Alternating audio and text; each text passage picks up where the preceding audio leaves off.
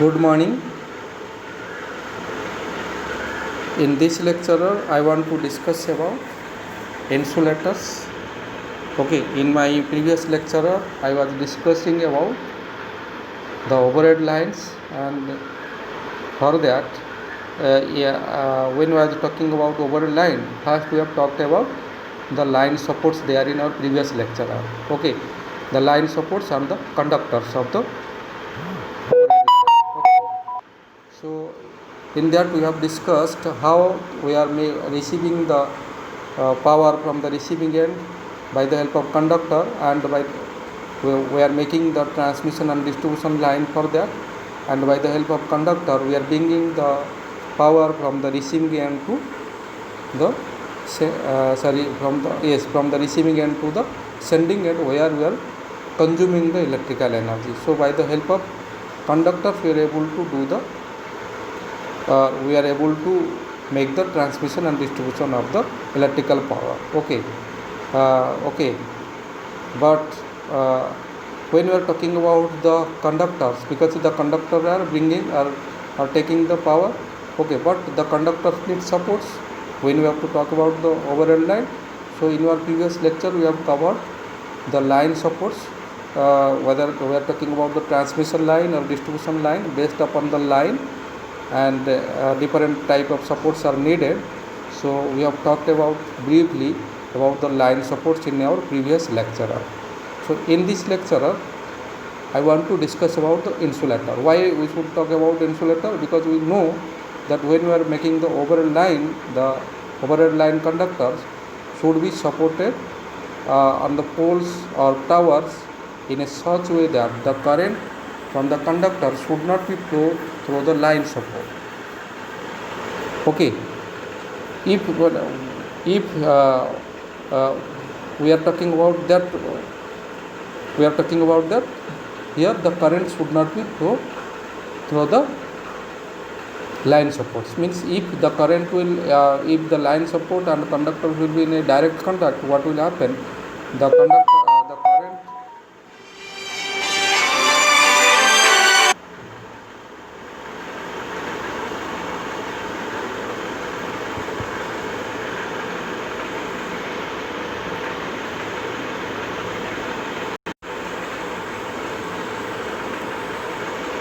So what will happen if the conductor and the line supports will be in a direct contact? What will happen?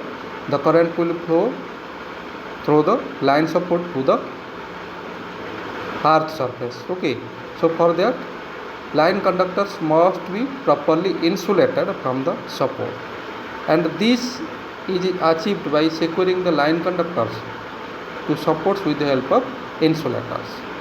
Then only if you are using the insulators, then only we are able to isolate the line supports from the conductors. Okay, and these insulators provide necessary insulation between the line conductors and supports, and thus to prevent any leakage means if any kind of leakage is there, that will be prevented, and so there will be no current available, or there will be no current flow from the conductor to the earth surface. Okay, so when we are talking about the insulator, we should talk about the properties of insulator first.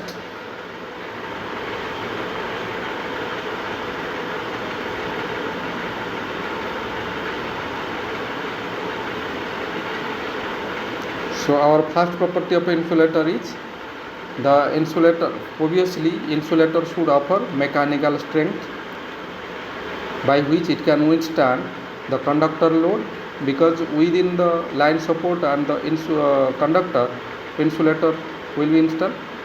Okay, to prevent the current flow. So for that the insulator should offer high mechanical strength to withstand the conductor load and wind load or any kind of environmental load. Okay, then when we are talking about the next properties of insulator, the insulator should offer high electrical resistance in order to avoid leakage current to earth. Okay, because our main aim is what? Any kind of leakage current should not be flow through the insulator from the conductor to earth. Okay, so the insulator should offer very high electrical resistance. Then when we are coming about another property, the insulator should offer high relative permittivity in order to get in order to have high dielectrical strength. Okay, then when we are coming to the next property, the insulator must or it should be non-porous, and it should be free from impurities, and there should not be any kind of crack within the insulator. Then otherwise what will happen? If any non-porous or free or any kind of impurity will be present, or any kind of crack will be present with the insulator, then what will happen? It will be, or the permittivity of the insulator will be lower. So for that, the insulator should not be non-porous, and it should be free from impurities, and there should not be any kind of crack in the insulator. Then the next properties of insulator is it should offer high ratio to puncture strength when any kind of flashover is happening.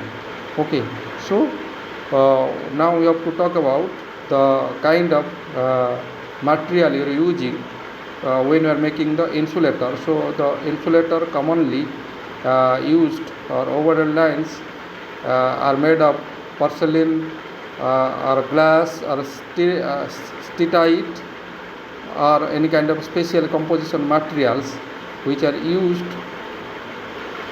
okay, in the overhead lines as insulators. But porcelain is produced, when you are talking about the porcelain is made of actually, when you are firing at a high temperature, a mixture of kaolin, feldspar and quartz. Okay, so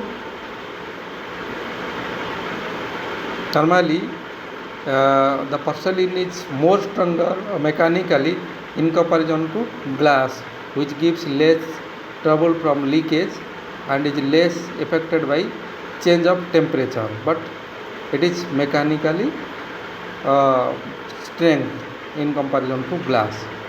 Okay, or porcelain offers more mechanical strength in comparison to glass.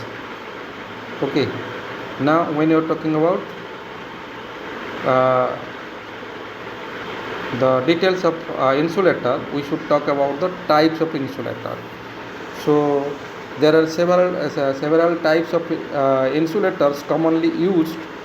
That may be pin type, or it may be suspension type insulator, or it may be strain type insulator, or it may be shackle type insulator, or it may be egg or stay insulator. Okay, so these are the types of insulator. So now we have to talk about the pin type insulator. Okay,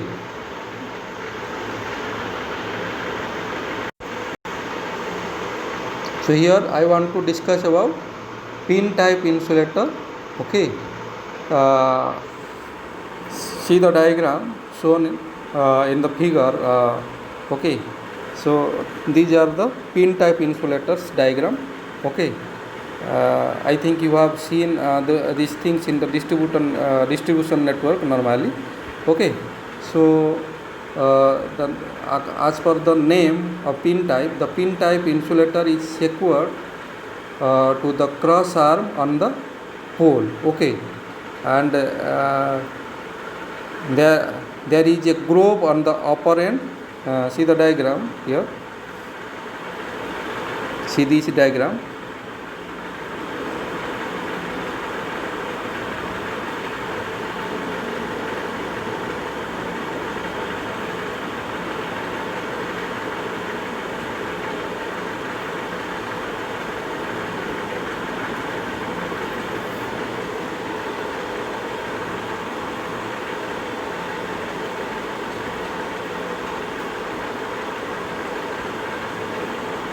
See this diagram.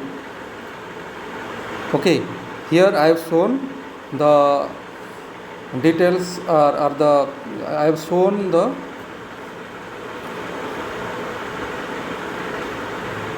pin type insulator, and I want to talk about the different part of the pin type insulator here. Okay, I want to explain the pin type insulator in detail. Okay, so see the diagram. As per the diagram you can understand I am telling here. Okay,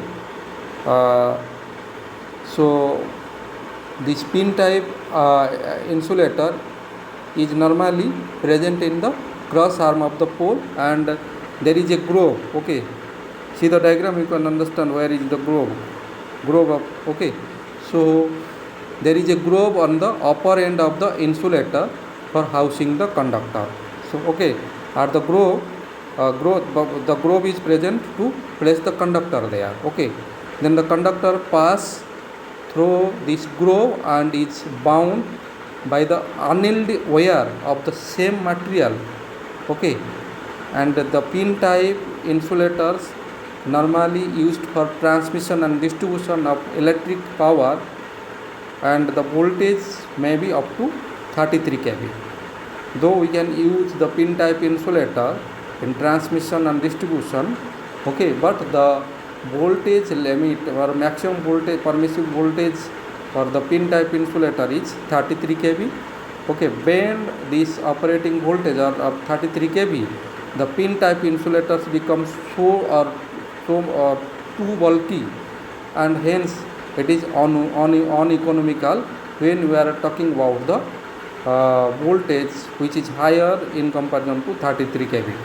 That means for high voltage or for the voltage greater than to 33 kV, if you are using pin type insulator, that will be very bulky, and for that reason it is uneconomical. Okay, now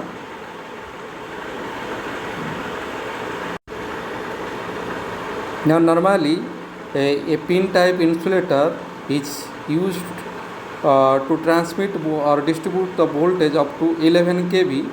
Okay, so for that 11 kV, if you are talking about for 11 kV, a single pin type insulator is required. And if like I told you that when you are talking about the pin type, maximum 33 kV volt is required. So if suppose we have to make the transmission and distribution line for 33 kV, then obviously you require 3 or 4 pieces of pin type insulator. Okay, and these pin type insulators are secured with steel or lead bolts onto transmission poles, and these are typically used for straight running transmission lines. Now when we are talking about the flashover, okay, so in case of flashover, the insulator will continue to act in proper capacity unless extreme heat produced by the arc which may destroy the insulator. So in case of puncture, the discharge occurs from conductor to pin through the body of the insulator. So when such breakdown is involved, the insulator is permanently destroyed due to excessive heat, and therefore sufficient thickness of porcelain is provided in the insulator to avoid puncture by the line voltage. Now when we are talking about the safety factor, okay, the ratio of when we are talking about the safety factor of the insulator, because we should, when we are talking about the puncture, so we should talk about the safety factor of the insulator. So the safety factor of insulator is the ratio of puncture strength to flashover voltage. Okay, and when it is pin type insulator, okay, the value of safety factor should be about 10. Okay, so and obviously the puncture safety factor of the insulator is what? Puncture strength to flashover voltage, and the safety factor is for in pin type insulator here is what? That should be 10. Okay, now come to the next insulator, which is suspension type insulator. Okay,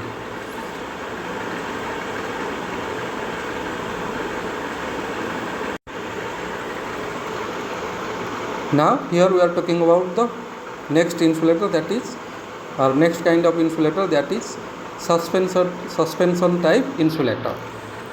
Here, when we are talking about the cost of pin type insulator, as I told in our previous discussion, I told you, if we are talking about the line or voltage which is more than 33 kV, then if you are using pin type insulator there, then that will be very bulky. So the cost of pin type insulator increases rapidly as working voltage is increases.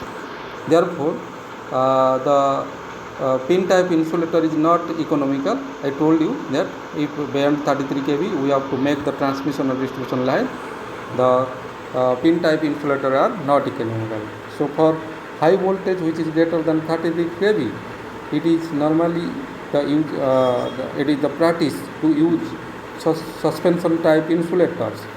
Okay, and the figure of suspension type insulator are shown in this figure. See the figure here. Okay, this is our figure, and this is a figure of suspension type insulators. Okay, so normally they are consist of number of porcelain discs. See the figure. Okay, number of discs are connected. Okay, and here we are normally connecting what are when we are talking about the suspension type insulators. Normally these are consist of number of porcelain discs which are connected in series by metal links in the form of a string. Okay, and the conductor is suspended at the bottom end of the string, while the other end of the string is secured to the cross arm of the tower or support. Okay, now each unit of disc is designed when we are talking about the voltage design for each unit, or for each unit the withstand voltage capacity, or design for what voltage per single unit, what is the voltage withstand of a single unit. When you are talking about that thing, then here you can tell that each of the suspension type insulator is designed for a low voltage, that is say 11 kV, and the number of discs in series would be obviously depend upon the working voltage. Okay, and for the instant, if we are talking about 66 kV, then obviously there you should use 6 discs at least in series, which will be provided on the string. Okay, so when we are talking about the suspension type insulator, so you are agree that suspension type insulators are used for high voltage transmission, and a system of these discs is capable of effectively supporting high voltage, and therefore when we are talking about the types of suspension type insulators, it may be, we can tell that it may be the cemented cap suspension type insulator, and it may be another type, it may be interlinking or Hewlett suspension type insulator, and the another one is link or core suspension type insulator. Okay, now I want to talk about the advantage of suspension type insulator. Okay, so when we are talking about the advantage, the first advantage of suspension type insulator is these are cheaper in comparison to pin type insulator for voltages beyond 33 kV. Okay, because already we have discussed about pin type insulator. So when we are talking about the pin type insulator for greater voltage or higher voltages which is greater than 33 kV, they are become bulky and uneconomical. So for that, when we are using suspension type insulator beyond the voltage 33 kV, these are cheaper in comparison to pin type insulator.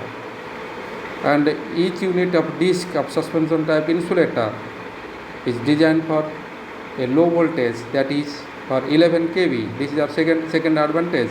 So depending upon the working voltage, okay, or desired working voltage, the number of discs will be connected in series, by which we can make the, or we can achieve our or we can make the insulation bank between the line support and the conductor, okay, by connecting by connecting a number of disc in series, okay, when you are talking about the high voltages, okay, or when you are talking about the desired voltage, okay.